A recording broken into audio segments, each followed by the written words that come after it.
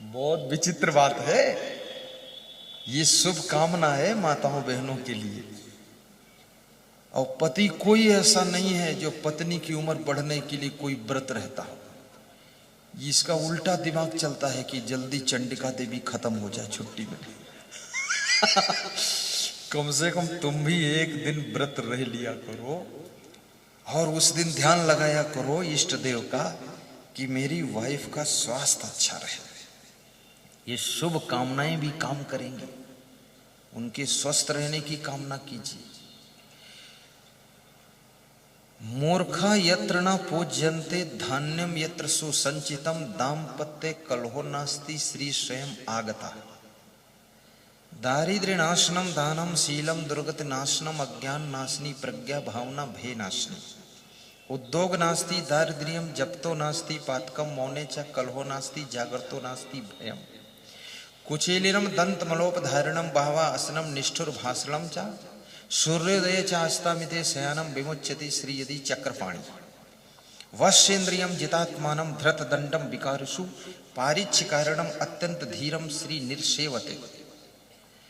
ये सभी श्लोक ऐसे सुनाया हूं आपको, इनको संभालिए समझिए, जिससे आपके घर में लक्ष्मी आएगी,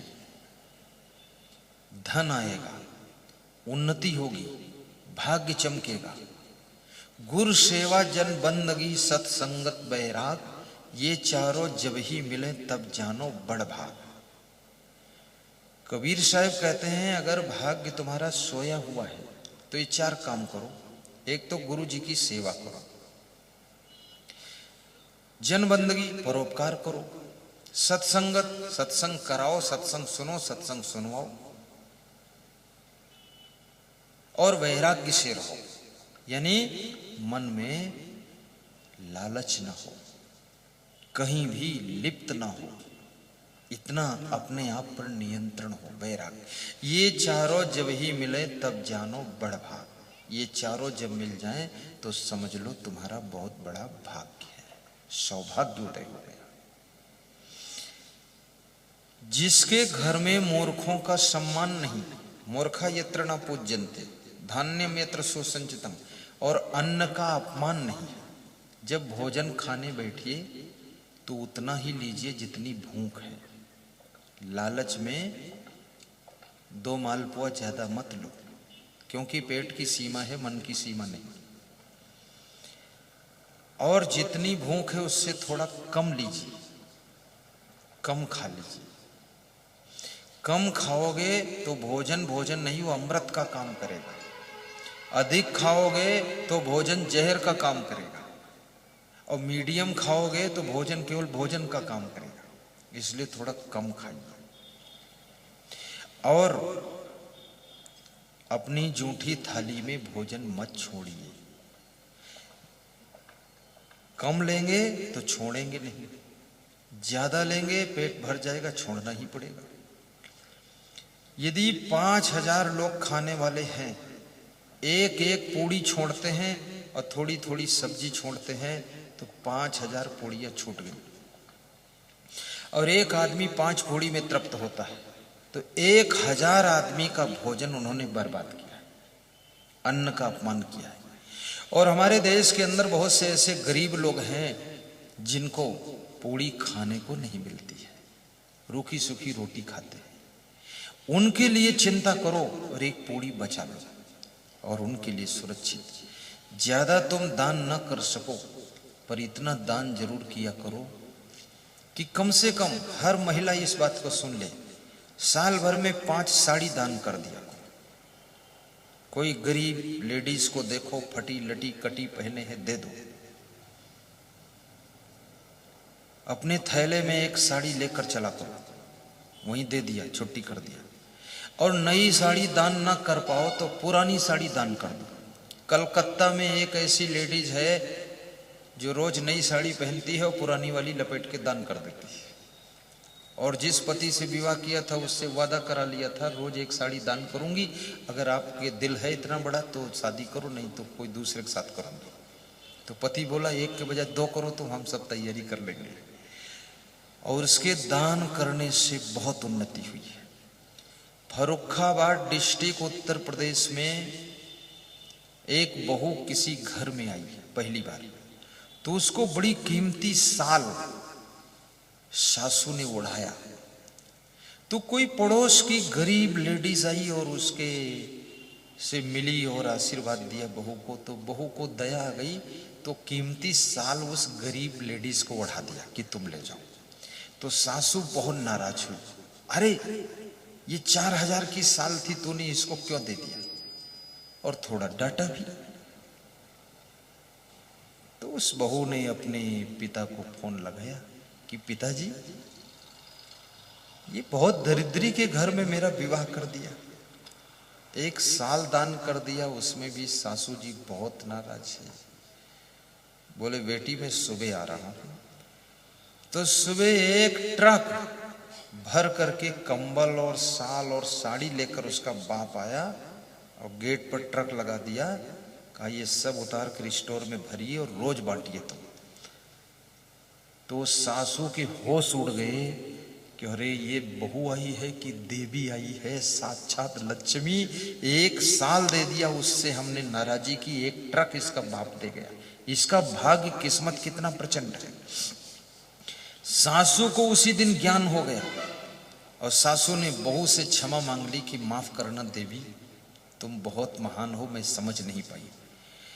और 2-4 महीने बाद उसको चाबी दिया कि तुम ही मालिक बनो घर की। वो मालिक बनी। आज उनके करीब करीब उत्तर प्रदेश में लखनऊ में इतने विद्यालय चल रहे हैं उसी बहू के दिमाग से, और वो स्वयं जिला पंचायत अध्यक्ष है इस समय।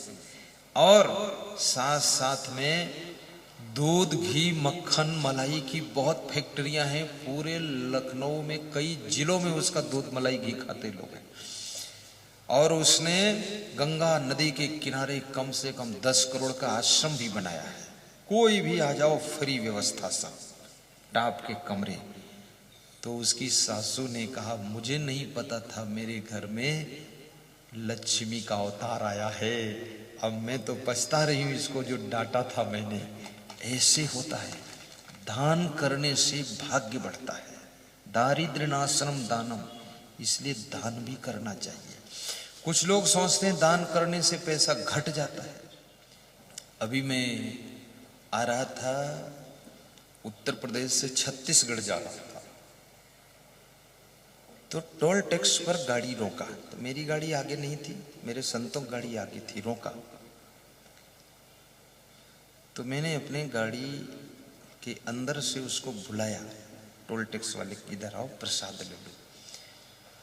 तो आया, तो उसके आने से पहले एक महात्मा निकल रहा था सड़क किनारे किनारे, फटे लटे कपड़े पहने और चिट्टी पिट्टी लटकाए पटकाए और कमंडल यूं त्यों जटा और ऐसे। तो मेरा वो टोल टैक्स वालों से ध्यान हट गया। मैं उस बाबा को बुलाया, दूर से हाथ इशारा दिया, शीशा खोला, इधर आओ महात्मा। और अपने संत जी से कहा जो गाड़ी चला रहे थे, हमने कहा कोई चादर है, इनको दे दें बाबा को।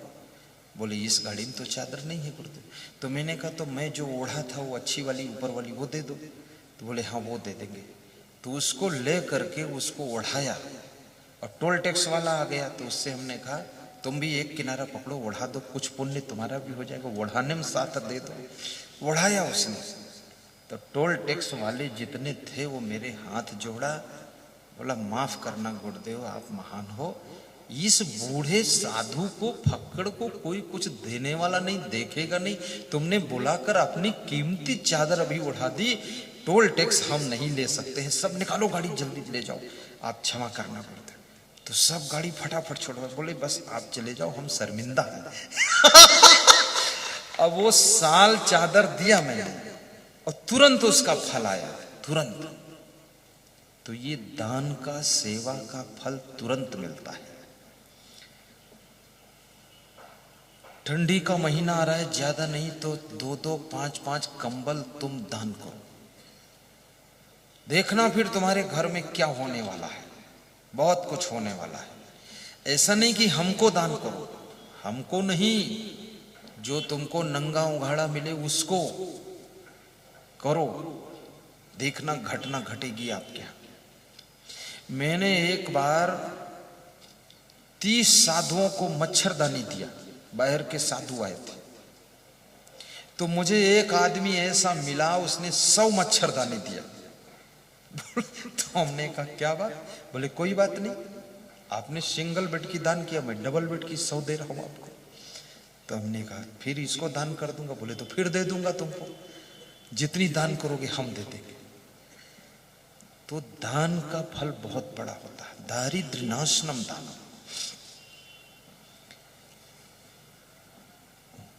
अन्न का कभी अपमान मत कीजिए, अन्न को प्रेम से खाइए और संभाल कर रखिए।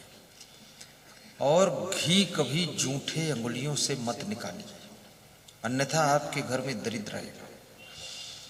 झाड़ू लगाने के बाद कूड़ा एक कोने में इकट्ठा मत कीजिए, उसको तुरंत भर के यथास्थान फेंक आइए जहां डालना, अन्यथा दरिद्र आएगा घर में। याद रखना, घर में ऊंची आवाज में बोलिए मत, गाली मत बकिए, अन्यथा दरिद्र घर में आ जाए। आप घर की स्त्रियों को तंग मत कीजिए, रोने के लिए मजबूर मत कीजिए कि वे कोने में बैठकर रोती रहें सिसक सिसक करके। तुम्हारे घर से लक्ष्मी रूठ जाएगी, दरिद्र आ जाएगा। आप स्त्रियों के साथ ऐसा व्यवहार कीजिए कि वे हंसती रहें और पैर पटक पटक कर आंगन में चलती रहें, पायल बजाती रहें छुम छुम, तो तुम्हारे घर में लक्ष्मी खूब आएगी। दौड़ दौड़ कर काम करती रहें, इनको खुश रखना है। लक्ष्मी भी जानती है जब ग्रह लक्ष्मी को ये रुला रहा है, अब मैं इसके घर में जाऊंगी तो मेरे को तो बहुत पीटेगा ये, तो क्यों आएगा। इनका आदर भी करो, प्रेम से बोल दिया करो, क्योंकि ये तुम्हारे लिए, देखिए 500 बाराती जाता है, बारात के लोग 500 1000 जाते हैं, और जिस गांव से तुम शादी करते हो वहां से वो लड़की अकेले तुम्हारे साथ विदा होकर आती है, और उस लड़की को विदा कराने के लिए, दुल्हन को लाने के लिए 500 बाराती जाता है, 500 योद्धा जाता है, और वो अकेले, उसके इतनी हिम्मत है, इतना भरोसा, इतना विश्वास, इतना साहस कि 500 के साथ में अकेले आती है। न तलवार है न बंदूक है, केवल प्रेम और प्यार है, और चली आती है। अपरिचित घर में प्रवेश करती है, अपरिचित व्यक्ति को अपना पति मानती है, और अपरिचित सास ससुर को माता पिता की तरह सेवा करती है, और उस घर में रहती है, घर को संभालती है, कितना काम करती है। झाड़ू लगाती, एक स्वीपर का काम है 5000 रुपये महीने का।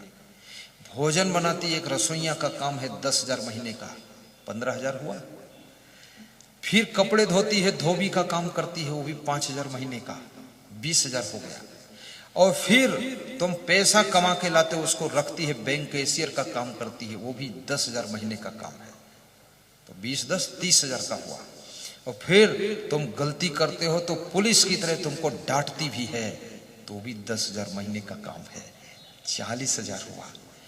फिर तुम्हारे पूरे घर का मैनेजमेंट करती है, और कोई मैनेजर रखो 20,000 से कम में नहीं मिलेगा, तो 60,000 हुआ। और फिर बच्चों को जन्म भी देती है, बच्चों को जन्म देने वाली कोई किराए से लेडीज मिल नहीं सकती है, इतना काम करती है। 60,000 80,000 महीने का, तुम कितना देते हो इनको? कुछ पति लोग तो 800 रुपये भी नहीं दे पाते हैं, तो भी वो खुश रहती है। कृपया इनका ध्यान देना, पैसे दे पाओ न दे पाओ, ज्यादा दो कम दो, कितना दो, जितना दो उतना दो, लेकिन कम से कम प्रेम देते रहना, उसी प्रेम की ताकत से काम करती रहना।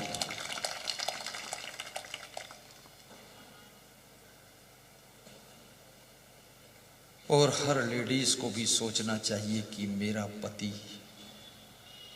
नौकरी करता है, रोज जाता है, 8 घंटे काम करके फिर आता है, खेत में भी काम करता है, पुलिस में नौकरी है तो सड़क पर खड़ा रहता है, धूप में धूल में, मिलिट्री में नौकरी है, जान खतरे में लेकर के बॉर्डर पर खड़ा रहता है।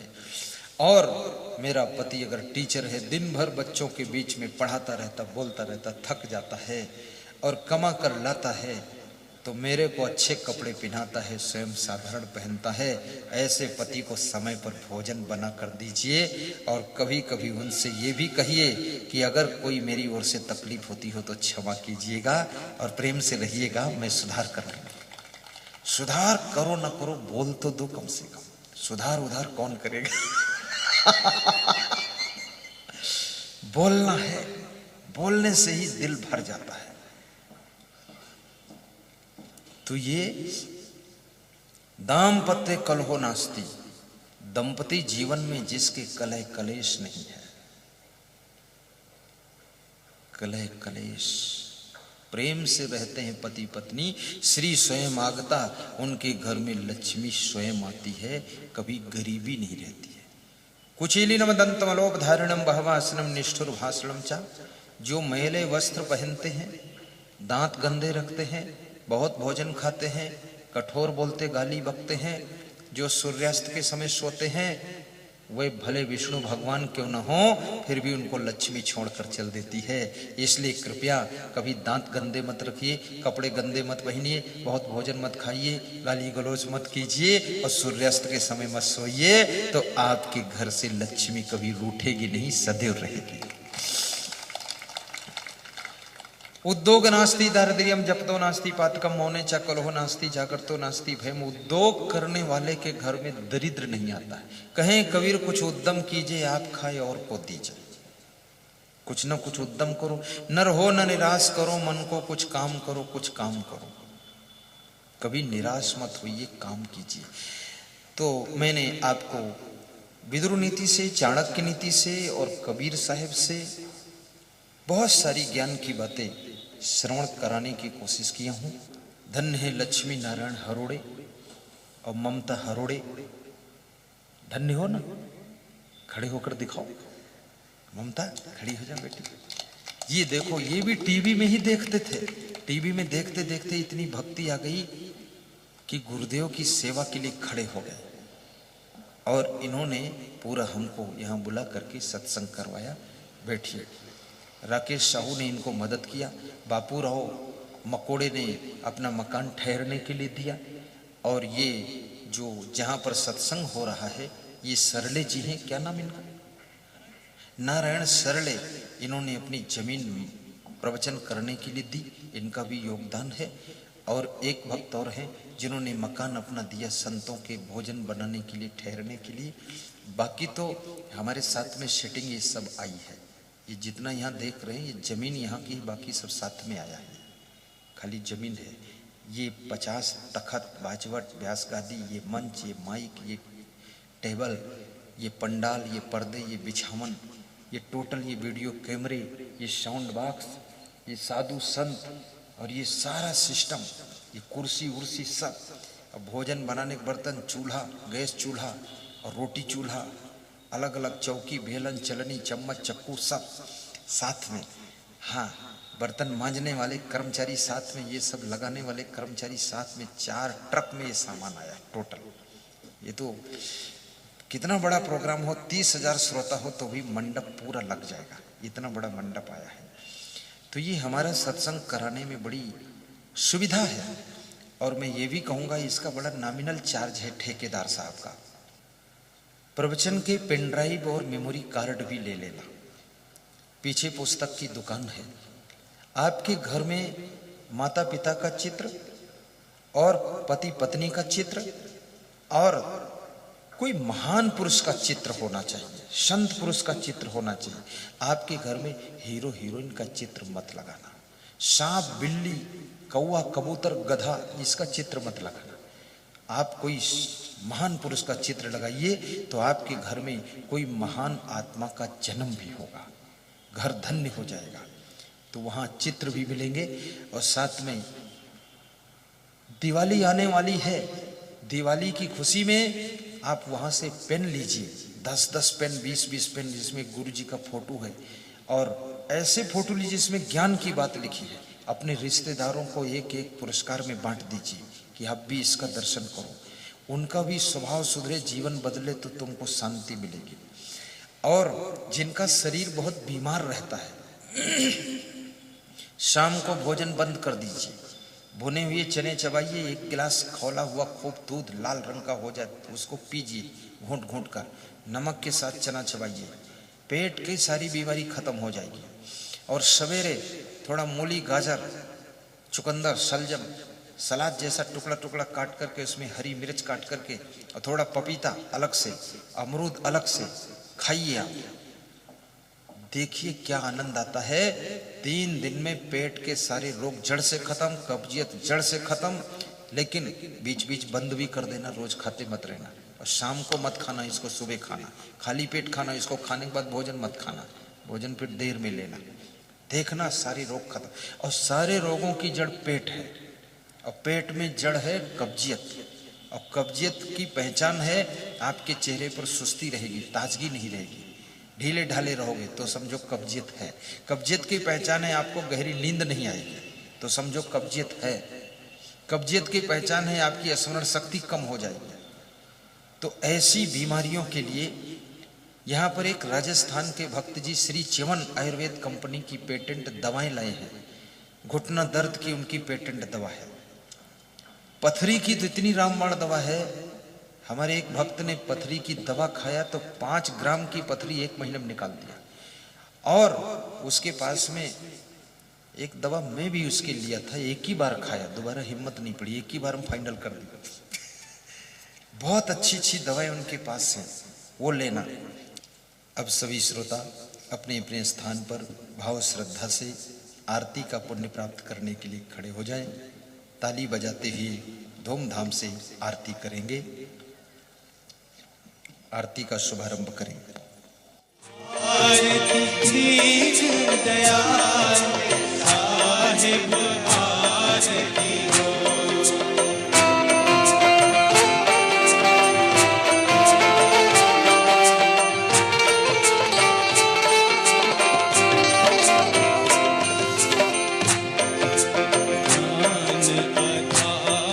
विवेक की बाजी, ज्ञान आधार विवेक की बाजी। सुरती जोत जहाँ जा साहिब आरती हो। सुरती जोत जहाँ जा साहिब आरती हो। आरती दीन दयाल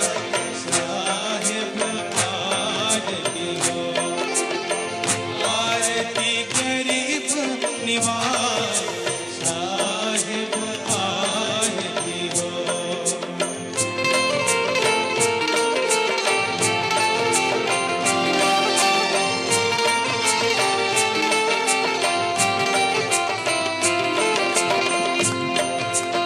आरती करो सतगुरु साहिब की। आरती करो सतगुरु साहिब सब संत समा साहिब आरती हो।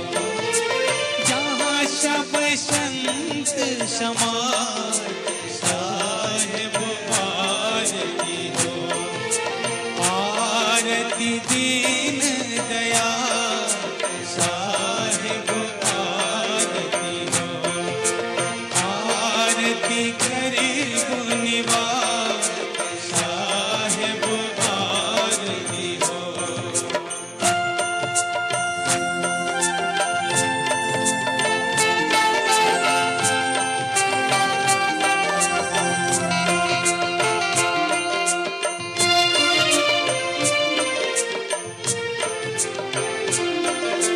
तरस परस गुरु चरण शरण भयो। तरस परस गुरु चरण शरण टूटी गयो यम के जाल साहिब आरती।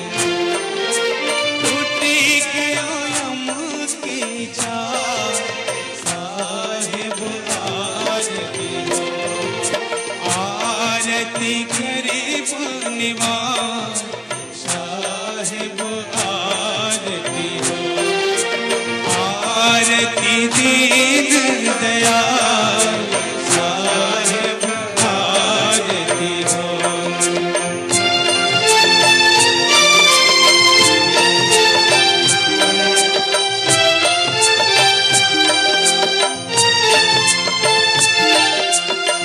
साहिब कबीर संतन की कृपा से, साहिब